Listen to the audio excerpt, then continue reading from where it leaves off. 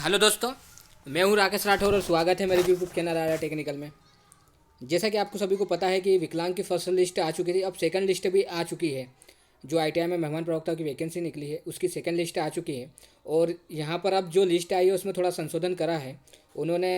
व्यक्ति को multiple option दिए हैं। जैसे पहले जो लिस्ट आई थी वहाँ पर एक ही आईटीआई का नाम था, जिससे कि हो सकता था कि जो मेहमान प्रवक्ता जहाँ उसको ज्वाइनिंग लेने थे वहाँ पर उसको परेशानी का सामना करना पड़ रहा था। बाकी जो सेकंड लिस्ट आई है उसमें उन्होंने और उनको ऑप्शन देने की कोशिश करी है। जहाँ जहाँ पर भी उन्होंने अप्लाई करा था, जैसे जो व्यक्ति था जिसने करीब 6 से 7 जगह अप्लाई करा था, तो उसे 4 से 5 ऑप्शन या 8 या ऑप्शन या 10 ऑप्शन जो भी इसके ऑप्शन है उतने शो करे हैं, जिससे कि जल्दी से जल्दी ये लिस्ट खत्म हो सके। जैसे कि हम बात करें कि पहली जो लिस्ट आई थी उसमें 18 नाम आए थे और ये वाली जो लिस्ट आई है उसमें अभी 12 नाम आए। इसका मतलब है कि 6 व्यक्तियों ने कहीं ना कहीं पे ज्वाइन कर लिया है। अब ये 12 व्यक्ति अगर ज्वाइन करते हैं उसके बाद एक और लिस्ट आएगी। अगर ये इसमें से और कुछ सीटें खाली रहती है तो फिर अगली लिस्ट आएगी। अब हम बात करें तो यहाँ पर जो इन्हें कार्य ग्रहण का जो समय मिला है वो 31 तारीख तक का मिला हुआ है ना। यह जो 28 तारीख को आज लिस्ट आई है, ये 29, 30, 31 तक कार्य ग्रहण कर सकते हैं। जो भी संस्था उनके सामने नाम है वहाँ पर ये कार्य ग्रहण कर सकते हैं। उसी के साथ हम बात करें कि कौन सी ट्रेड और कौन सी उसमें मिली है, तो नंबर 1 है नरेश। जो नरेश है ये वेल्डर के लिए उन्होंने अप्लाई करा था और अब इनको एक आईटीआई ना देते हुए इन्हें करीब 6 से 7 आईटीआई दी गई है। जैसे यहाँ बात करें तो जो नरेश है धार में भी कर सकते हैं, बामनिया, नर्मदा नगर, करही, मंडलेश्वर, पाटी और झिन्निया। ये जो यहाँ पर जितने ऑप्शन दिए हैं ये आईटीआई के नाम है। ये किसी भी आईटीआई में जाकर ज्वाइनिंग ले सकते हैं। अगर वो मंडलेश्वर जाएंगे तो वहाँ मंडलेश्वर की सीट फुल हो जाएगी। अगर धार में जाते हैं तो धार में, पार्टी में जाते हैं तो पार्टी में, झिन्निया में जाते हैं तो झिन्निया में। तो यहाँ पर जो ऑप्शन दिए हैं तो यहाँ पर ये ऑप्शन से उनसे पता चल जाएगा कि कहाँ पर जा सकते हैं। तो ये अच्छा ऑप्शन भी है उनके लिए कि जहाँ पर भी ऐसा होता है कि व्यक्ति 5 से 6 जगह चॉइस फिलिंग करता है और उसका एक जो पर्टिकुलर आईटीआई रहती है वहाँ पर उसको ज्वाइनिंग लेने का रहता है, तो यहाँ पर उन्हें 5 से 6 ऑप्शन दिए हैं। अब नरेश जी को डिसाइड करना है कि वो कहाँ जा ना चाहते हैं। अब मनोज लोधी की बात करें, इन्होंने इलेक्ट्रिशियन, अब ऐसा हो सकता है कि इन्होंने एक ही ट्रेड दिए तो इनका मतलब है कि इन्होंने जो अप्लाई करा था इलेक्ट्रिशियन इंदौर में ही अप्लाई करेगा, इसलिए इन्हें एक ऑप्शन दिया गया है। उसके बाद श्री राम मुजालदे हैं, ये भी एसटी बाधक है इलेक्ट्रिशियन मैकेनिक के लिए। इन्हें भी 3 आईटीआई मिली है, खंडवा, नर्मदा नगर और करही।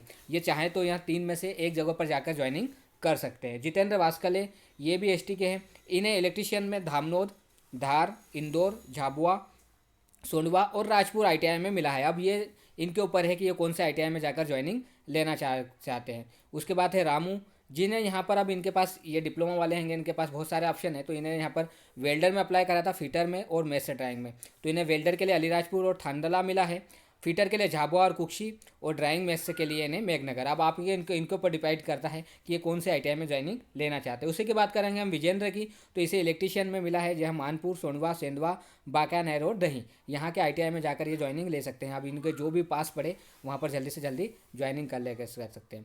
उसके बाद में बात करें हम सागर की, तो सागर नाम के जो है इन्हें 4 से 5 ऑप्शन मिले हैं। जैसे मोटर मैकेनिक निवाली में मिला है, फिटर झाबुआ और कुक्षी में मिला है, वेल्डर पार्टी, बड़वानी, पानसेमल। यहाँ पर वेल्डर के लिए इनके पास 3 ऑप्शन है, पार्टी, बड़वानी और पानसेमल। ये जहाँ भी चाहना चाहें वहाँ पर ज्वाइनिंग ले सकते हैं। मैस ड्राइंग के लिए इनके पास है खंडवा, बड़वानी और मेघनगर। इन्हें यहाँ पर इनके पास ऑप्शन बहुत सारे हैं। डीजल मैकेनिकल के लिए वेल्डर है, तो ये जहाँ पर भी ज्वाइनिंग लेना है इन्हें एक जगह कहीं पर भी ये ज्वाइन कर सकते हैं। उसके बाद बात करें हम संजय सोलंकी की, तो संजय सोलंकी के लिए पीथमपुर, खंडवा, भगवानपुरा और खरगोन है, तो ये यहाँ पर ज्वाइन कर सकते हैं। कोपा के लिए, ट्रेड के लिए इनका नाम आया है।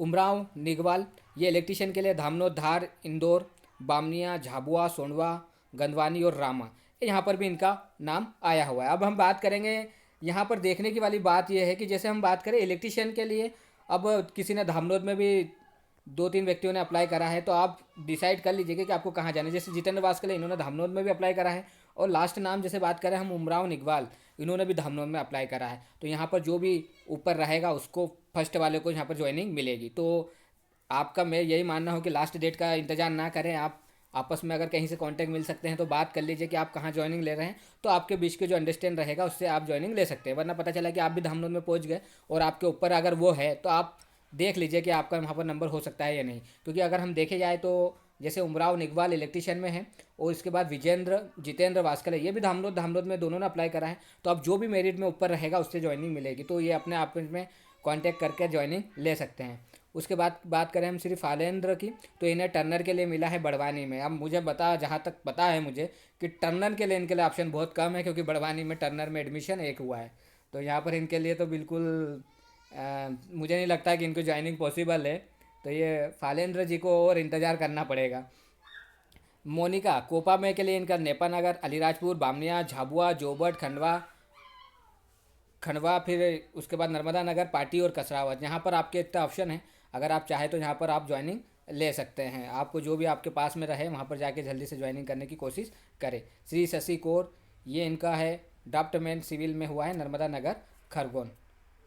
नर्मदा नगर और खरगोन में यहाँ पर 2 सीट है, तो यहाँ पर नर्मदा नगर भी जा सकते हैं और आप खरगोन में जा सकते हैं।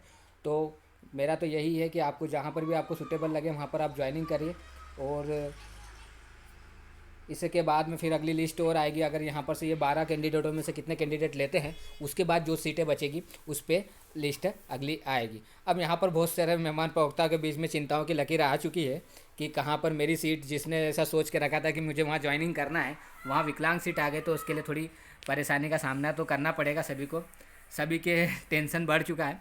तो ठीक है, जो भी होगा, जिसको भी ज्वाइनिंग मिलना होगी मिल जाएगी, टेंशन ना ले, सभी का नंबर आएगा, है ना। अब आपको दूर दूर जाना है तो अब जाना तो पड़ेगा, ठीक है।